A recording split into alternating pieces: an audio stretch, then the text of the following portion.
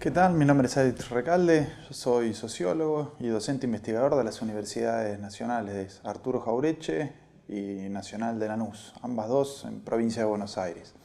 El objetivo de esta clase es charlar en una primera instancia del origen de la reforma universitaria del 18 de cara a lo que es el actual centenario, analizar su origen, su contexto de surgimiento y las ideas básicas que lo componen. La primera cuestión que quiero transmitir es que en realidad si uno analiza la diversidad de origen de la reforma del 18, nos permitimos plantear a modo de hipótesis que no hay una sola idea acabada de reforma, sino que en realidad hubo varias reformas universitarias que incluso a lo largo del tiempo se fueron resignificando. Y digo, hubo varias reformas universitarias, primero, porque en 1918 en la Argentina había 3 universidades nacionales, una radicada en La Plata, otra en Buenos Aires y otra en Córdoba, y 2 universidades provinciales que se van a nacionalizar. La de Tucumán en 1921 se hace nacional y la del Litoral 1919 se hace nacional. Entonces en las 3 sedes universitarias la reforma funciona de manera disímil, al punto que un historiador argentino, un intelectual que se llama Fermín Chávez, plantea que en la Universidad de Buenos Aires la reforma fue eminentemente antipositivista y trató de darle un contenido político y popular a la educación. Y en Córdoba fue anticatólica o antieclesiástica debido al contexto de sumo poder de la Iglesia en torno de la ciudad y de la provincia de Córdoba. Entonces, una reforma que varía en función de cada una de las sedes.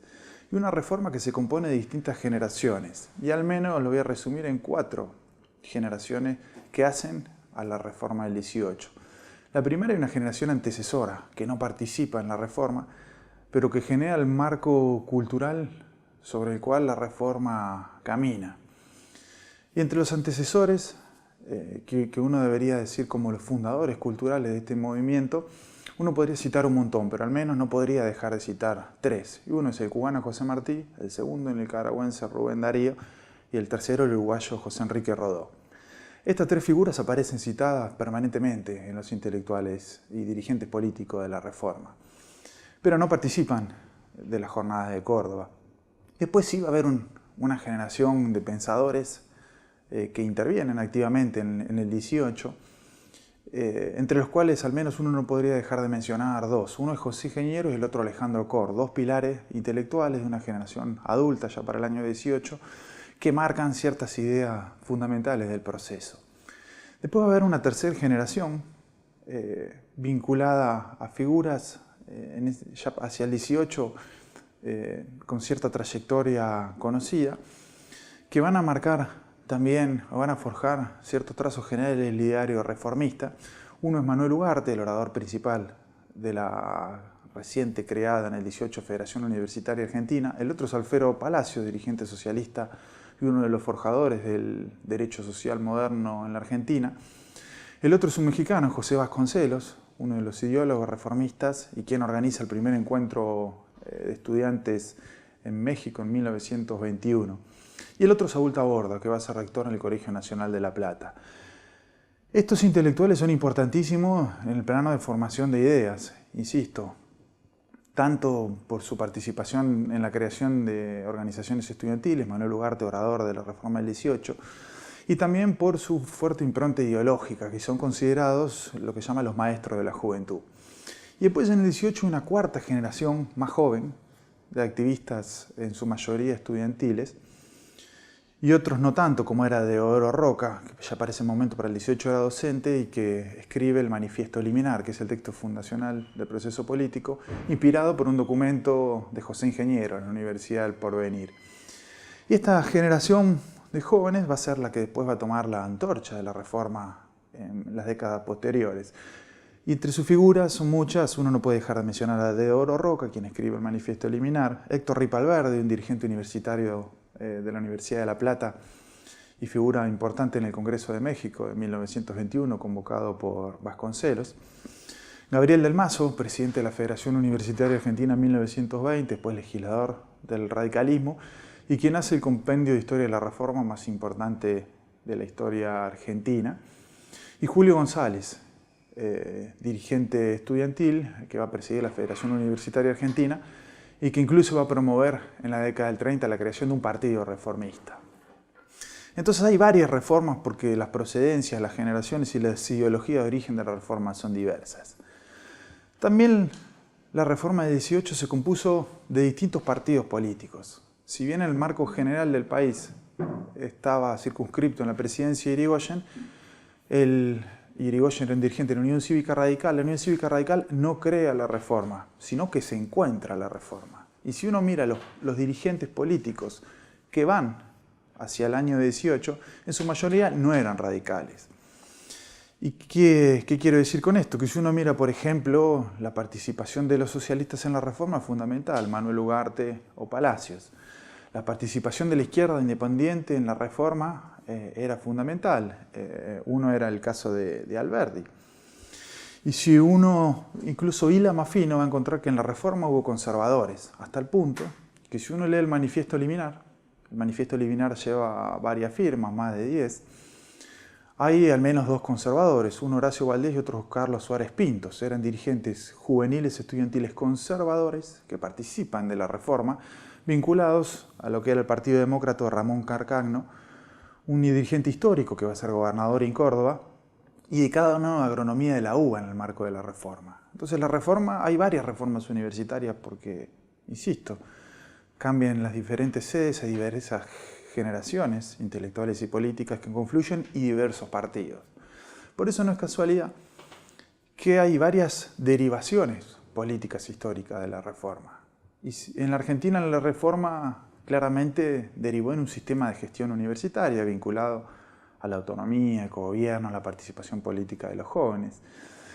Pero en otros casos, en otros lugares de América Latina, la reforma derivó en ideas base para formar lo que era el programa del APRA Raúl Haya de la Torre, y en otros casos, como en el modelo cubano, permitió la creación de la Universidad Libre José Martí. Es una universidad popular sin anclaje estatal.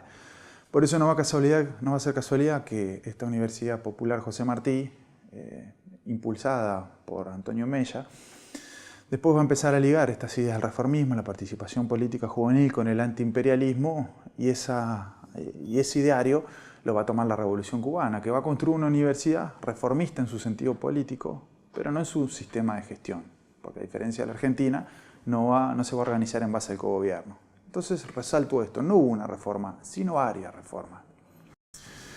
Segundo elemento importante de la reforma, nace en un contexto internacional, regional y nacional. ¿Cuál es el contexto mundial de la reforma? El primer tema neurálgico es la Primera Guerra. Y la Primera Guerra para la reforma, por lo menos uno lo puede ver en los documentos que se publican en la época, o en los trabajos, o en los artículos, en el periodismo, en las revistas que se publican en la época. La guerra, por un lado, muestra la barbarie en la que estaba inmersa Europa. Una Europa en un estado de cataclismo económico, político y humano. Hay un documento, un manifiesto antiimperialista de la Reforma, que cuestiona con dureza que en Europa había 10 millones de muertos y más de 20 millones de mutilados. Entonces va a haber una idea fuerte en la Reforma que va a ser el antiimperialismo. Y el antiimperialismo en parte una consecuencia lógica de repudio a lo que era la expansión imperialista europea que tuvo sus connotaciones trágicas en la Primera Guerra. Y además de que Europa era un cementerio humano por los muertos, resultado de la contienda bélica, Europa era un cementerio cultural, en la medida que la guerra manifestó una crisis de civilización y de valores, que venía siendo expresada en distintos intelectuales. Uno es Ortega y Gasset, que viene a la Argentina y influye sobre los reformistas, pero esa crisis cultural va a quedar bien expresada en la decisión reformista de crear una cultura nueva, frente a la desaparición de los marcos de lo que era el faro cultural mundial, o por lo menos en el caso americano de Europa, frente a ese vacío cultural hay que crear una cultura nueva. Por eso no es casualidad que la reforma es uno de los hechos político-culturales que más claramente plantean generar un nuevo sistema cultural que de América se iba a expandir hacia el mundo. Es un movimiento universal y ecuménico, uno de los intentos más originales de la historia cultural de América Latina es generar un sistema de ideas nuevo que se exporte y que se expanda hacia el mundo. Y el marco de la Primera Guerra era propicio. Y el segundo elemento fundamental es la Revolución Rusa, 1917, un intento fundamental de cambio de sistema. Por eso no va a ser casualidad que en buena parte de los intelectuales reformistas hay una crítica muy fuerte al capitalismo y una posición bastante apologética a la articulación de la universidad hacia el movimiento obrero. Y si uno revisa la influencia de la Revolución Rusa en la Reforma, ¿dónde la va a encontrar? Uno es José Ingenieros, uno de los grandes intelectuales de la Reforma. Otro, Aníbal Ponce, discípulo de Ingeniero. Otro, Alfredo Palacios, en una primera instancia reivindica la Revolución Rusa, después toma distancia. Y uno podría seguir hurgando, y en el origen, buena parte del reformismo de izquierda siente y recibe un alto impacto de la Reforma. Quiero decir, un alto impacto de la Revolución Rusa en la Reforma. Después hay un contexto regional. Y al menos hay dos cuestiones de la región que uno va a ver en la Reforma y lo va a ver con claridad. El primer elemento es la Revolución Mexicana. Si bien la Revolución Mexicana, que inicia en 1910, tiene una raíz agraria, pero también la Reforma, la Revolución Mexicana, y una idea que va a estar en la Reforma, es una revolución antiimperialista o antinorteamericana en realidad. Y también va a ser una revolución de claro contenido de emancipación social. Entonces, si bien la Revolución Mexicana uno la va a encontrar más en el Grito de Alcorta, en 1912, en la República Argentina, que es un movimiento de base agraria, también va a encontrar menciones en el año 18 entre los estudiantes e intelectuales argentinos. Entonces, es el contexto regional donde hay una Revolución Mexicana que le va a permitir plantear a Aya de la Torre que la Reforma del 18 junto a la Revolución Mexicana son los dos hechos políticos revolucionarios más importantes del principio del siglo XX. Ese contexto regional de la Revolución Mexicana también va a tener otro proceso de transformación central para el caso, para la experiencia política universitaria argentina, que es el modelo de Uruguay. Y un modelo de Uruguay que había tenido un encuentro de estudiantes en 1908, muy importante para lo que va a ser una década después el proceso político cordobés. Y después también va a haber una figura central de la historia de América Latina, que es el presidente Ordóñez, que allá hacia el año 18 había pasado su segunda presidencia. Ordóñez había impulsado la legislación social, la protección de menores, había democratizado la política, algo similar que va a ser Hipólito Yrigoyen con posterioridad a Ordóñez. Entonces, tanto ese contexto de la presidencia reformista, nacional y popular de Ordóñez, como el Congreso Estudiantil Uruguayo de Montevideo de 1908, habían generado un marco, una perspectiva y cierta agenda de reforma universitaria de América Latina, al punto que en el año 1918 en Argentina se hace un congreso de estudiantes en el marco de la reforma, y ahí Gabriel del Mazo presenta un proyecto de gratuidad universitaria que no se va a implementar, recién la gratuidad universitaria se va a implementar con el peronismo. Y cuando del Mazo plantea la gratuidad universitaria en el encuentro de estudiantes 1918, dice ahí que copiar el modelo uruguayo de democratización del ingreso a la universidad, con la particularidad que los uruguayos están cobrando un impuesto a las viviendas de ciudadanos uruguayos que viven en el extranjero. Entonces Gabriel del Mazo dice, la universidad tiene que ser popular, como en el Uruguay, y la tiene que pagar la clase alta o la oligarquía, como en el Uruguay. Y la influencia uruguaya fue tan fuerte que quien fuera en 1920 presidente de la Federación Universitaria de Córdoba, Jorge Orgaz, postuló, esto lo va a postular en un libro varias décadas después a la Reforma, que la idea de participación juvenil en el Consejo de las universidades la van a traer del Uruguay. Entonces Uruguay es central para la conformación del ideario reformista argentino. Y después el otro elemento es el contexto nacional. El contexto nacional argentino se caracterizó por el ascenso del irigoyenismo y la aplicación de la ley Sáenz Peña en 1912, que planteaba que el voto era secreto y universal entre comillas, porque no votaban las mujeres ni las fuerzas de seguridad.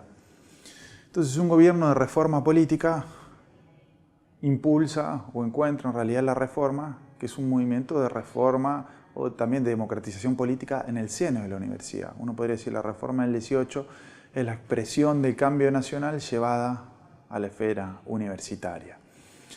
Y Irigoyen, el presidente radical argentino, se encuentra en la reforma y podemos decir que la utiliza políticamente como marco de su acción general de cambio político que se caracterizó no solo por intervenir las universidades, la de Córdoba la intervino 2 veces, sino por intervenir prácticamente casi todas las provincias. Hay 19 intervenciones provinciales durante el irigoyenismo.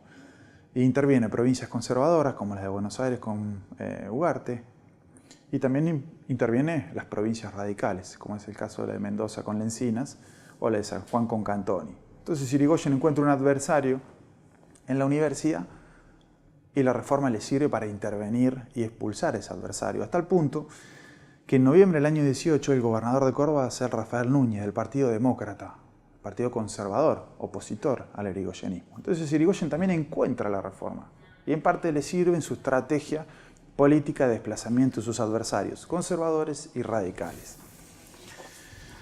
¿Cuál era el ideario de la reforma?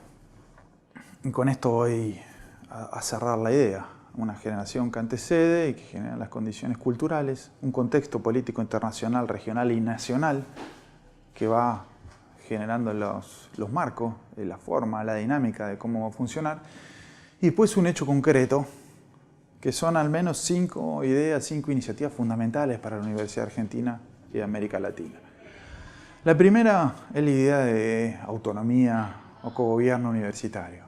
Innegablemente, la reforma introduce y de manera fuerte para el sistema argentino la idea que la universidad tiene que ser autónoma del poder político, después eso va a derivar una idea autárquica que administra su propio presupuesto, y cogobernada. Y digo cogobernada, y esto lo remarco, que es distinto a gobierno tripartito. El gobierno tripartito es un gobierno con participación de docentes, alumnos y graduados.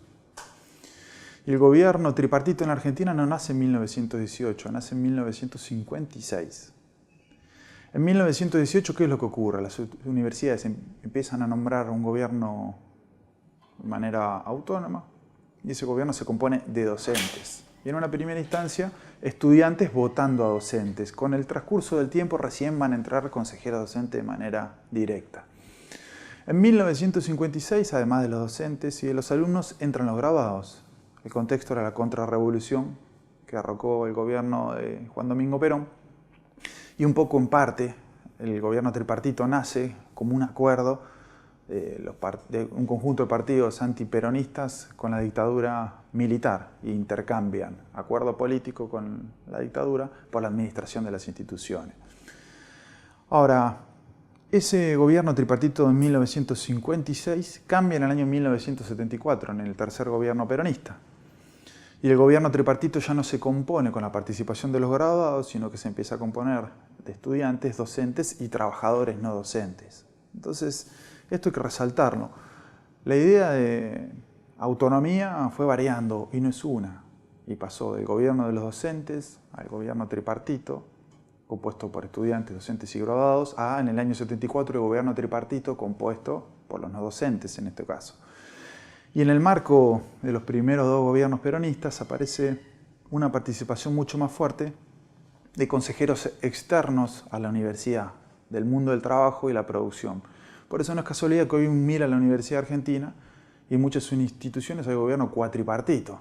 Docentes, estudiantes, graduados, no docentes. Incluso en muchas universidades argentinas hay consejos sociales con participación de la producción y del trabajo. Por eso la reforma introduce una idea de gobierno, de autonomía, de participación política de los jóvenes, pero no una idea cerrada de gobierno tripartito. No sería exacto plantearlo así en términos históricos. Segundo elemento fundamental que plantea la reforma es el compromiso social de la institución con su medio. La universidad en la Argentina y América Latina ha sido y sigue siendo en general oligárquica, van los hijos de la clase alta.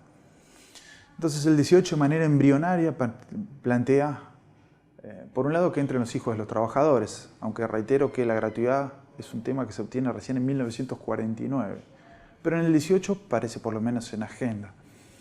Entonces la universidad reformista plantea una idea social de la institución tanto por el ingreso de los sectores trabajadores a la universidad, como del compromiso político de la universidad con las organizaciones populares.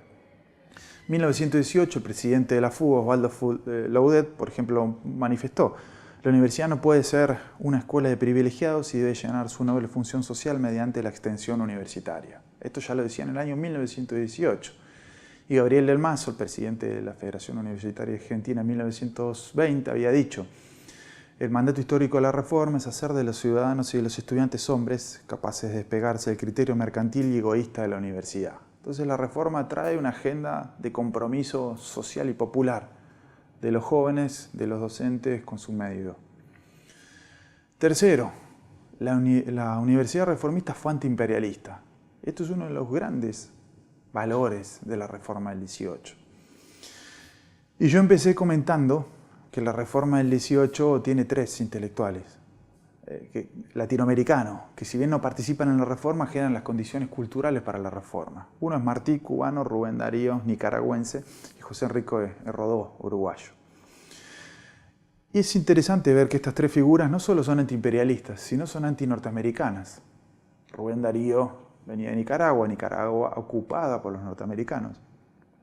Y Martí ya empieza a ver en el proceso de independencia de Cuba en relación a España la participación del imperio norteamericano. Y si bien Martí va a morir en el proceso de independencia de Cuba, poquito tiempo después uno va a ver lo que es la injerencia norteamericana en toda América Central, no solo Cuba, en el caso cubano con la enmienda Platt.